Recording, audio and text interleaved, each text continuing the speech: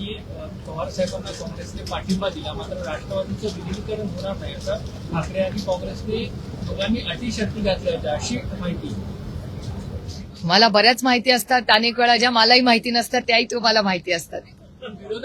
दुसरीकडे आदित्य ठाकरे यांच्याकडनं वारंवार कुठेतरी ट्विट करण्यात आलं. अहो ही लोकशाही आहे, प्रत्येकाला बोलायचा अधिकार आहे या देशात. आदित्य ठाकरेंकडनं कुठेतरी ट्विट करण्यात आलं की आम्ही अजूनही जागा सोडलेली नाही वगैरे. आज जर का पाहायचं तर ते उपस्थित देखील नव्हते, कुठेतरी नाराजी आहे. आज सगळे तेंडुलकरांकडे लग्न. एक तर मी उद्धवजींकडे परवाच्या दिवशी उद्धवजींना भेटायला गेले होते आणि आज संध्याकाळी 6:30 वाजता मी पुन्हा मातोश्रीवर जाणार आहे रश्मिताई, उद्धवजी आणि आदित्य आणि सगळ्या फॅमिलीला भेटायला आज संध्याकाळी 6:30 वाजता. आणि त्याचबरोबर मी काँग्रेस पक्ष, सोनियाजी, राहुलजी, उद्धवजी, आदित्य ठाकरेजी, संजय राऊतजी, सगळेच जे म्हणजे वेणुगोपालजी, खडगेजी आणि अनेक जे काँग्रेसवर अनेक वर्षात चेनीथलाजी जे इन्चार्ज आहेत महाराष्ट्राचे, या सगळ्यांचे मी मनपूर्वक आभार मानते की गेले अनेक दिवस आम्ही सगळे अनेक दशकं, खरं तर खडगेजी मला काल असं म्हणाले की तुझ्या वडिलांबरोबर मी 2-3 वर्षच त्यांच्यानंतर राजकारणात आलो, पण 6 दशकं तुझ्या वडिलांनी आणि मी एकत्र काम केलेलं आहे. योगायोगाने दिग्विजय सिंगजींचाही फोन आला होता, कमलनाथजींचा फोन आला. त्यामुळे ही 6 दशकाची प्रेमाची नाती आहेत आणि त्यांना सगळ्यांनाच आनंद झाला की आदरणीय पवारसाहेब राज्यसभा लढतायत. आणि मी उद्धवजींचे आणि प्रत्येक शिवसैनिकेचे अंतःकरणातून आभार मानते. आणि योगायोग बघा की 2006 मध्ये मी राज्यसभेत पहिल्यांदा जेव्हा गेले तेव्हा मला अतिशय प्रेमाने, तेव्हा बाळासाहेब हयात होते आणि माझंही इलेक्शन बिनविरोध 2006 झालं होतं. आणि आज 20 वर्षानंतर बाळासाहेब आपल्यात नाहीत, पण काँग्रेस पार्टी आणि शिवसेना आणि आता जे चित्र साधारणपणे दिसतंय की सगळ्यांनीच महाराष्ट्रातल्या सगळ्याच पक्षांनी एक समंजसाची भूमिका मांडलेली दिसते आता तरी जी काय बातमी येत आहेत. आणि असं दिसतंय साधारणपणे की हे सगळं इलेक्शन बिनविरोध होईल अशी परिस्थिती, असं एक साधारण चर्चा ही मी आता आधी ऐकलेली आहे. त्याच्यामुळे महाराष्ट्रातले सगळेच पक्ष समंजसपणे आणि एक सुसंस्कृत महाराष्ट्र, कैलासवासी यशवंतराव चव्हाणांचा जो महाराष्ट्र होता त्याच्यात विरोधक हा आपला शत्रू नाही, ती वैचारिक लढाई आहे. आणि तीच संस्कृती आज या इलेक्शनमध्ये आपल्याला दिसते. ही आपल्या सगळ्यांसाठी एक अभिमानाची गोष्ट आहे. हीच तर महाराष्ट्राची आन बान आणि शान आहे आणि ही संस्कृती जपवण्यासाठी सगळेच प्रयत्न करतायत. ही एक आनंदाची आणि समाधानाची गोष्ट आहे.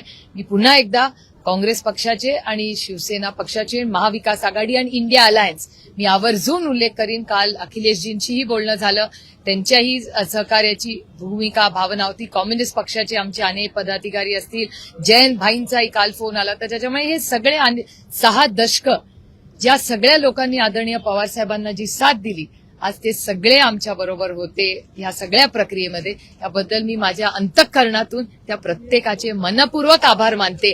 आणि सगळ्यात महत्वाची गोष्ट की बारामतीकरांचे मी नतमस्तक होऊन आभार मानते, कारण का ही सगळी जी सुरुवात 6 दशकापूर्वी 1967 ही फेब्रुवारीमध्ये जी सुरू झाली, ती सगळी, हा सगळा प्रवास हा बारामतीकरांनी जी साथ दिली, त्या प्रत्येक बारामतीकरासमोर मी नतमस्तक होऊन महाराष्ट्राच्या मायबाप जनतेचे आणि भारतात सगळ्या लोकांनी जी आदरणीय पवार साहेबांना 6 दशकं साथ दिली त्यांचे मनपूर्वक अंतःकरणातून आभार मानते.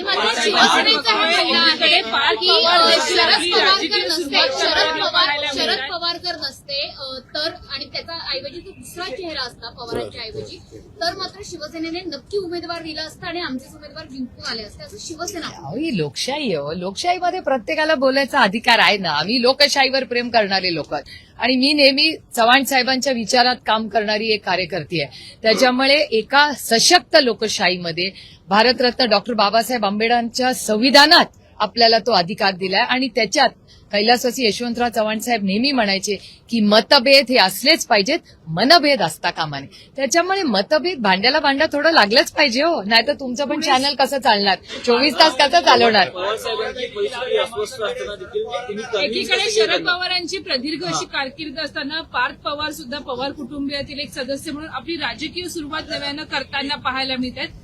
राज्यसभेवरती ते देखील बिनविरोध जाणार आहे. माझ्या आज निवडून आलेल्या, आता बिनविरोध झालेल्या प्रत्येक उमेदवार जे आज राज्यसभेत जात आहेत त्यांना मनापासून शुभेच्छा आहेत.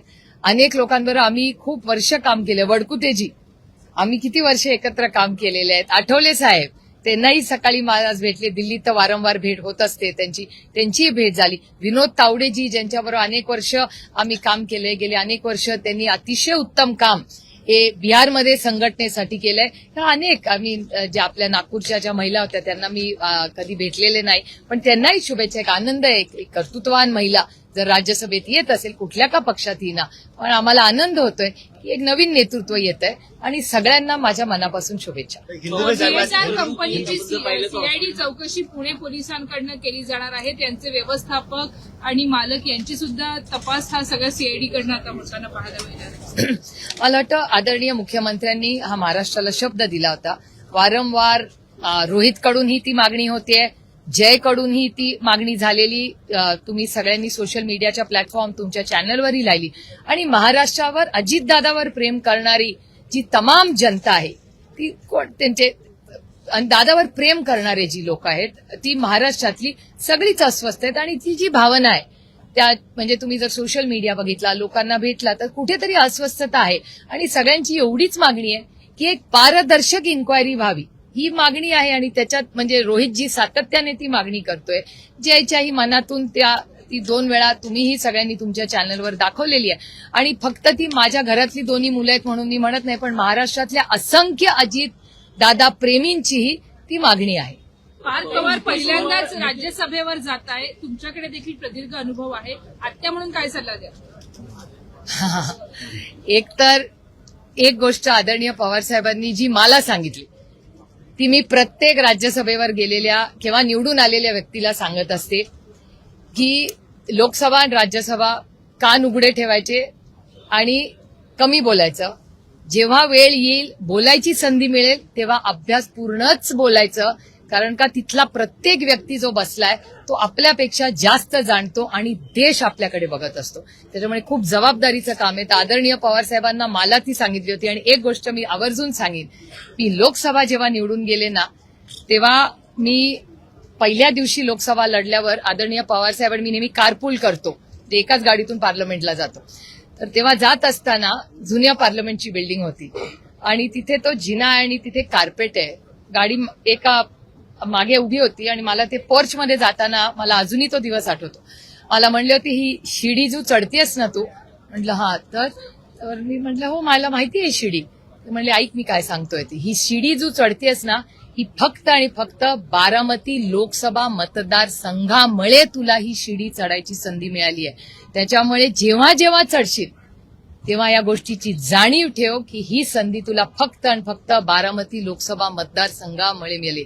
जोपर्यंत त्या भावनेशी इमानदार राहशील ही शिडी आयुष्यभर चढू शकतील. त्याच्यामुळे मला असं वाटतं पार्लमेंटमध्ये आम्ही जे कोणी जातो, लोकसभा असू दे किंवा विधानसभा, ही संधी आम्हाला कुणामुळे मिळाली ह्याची जाणीव ठेवण्याचा एक प्रांजळ प्रयत्न आम्ही करतो. जो सल्ला माझ्या वडिलांनी मला दिला तो मी एक आत्या म्हणून, एक बहीण म्हणून, एक सहकारी म्हणून जर विचारलं तर प्रत्येकाला मी देतो.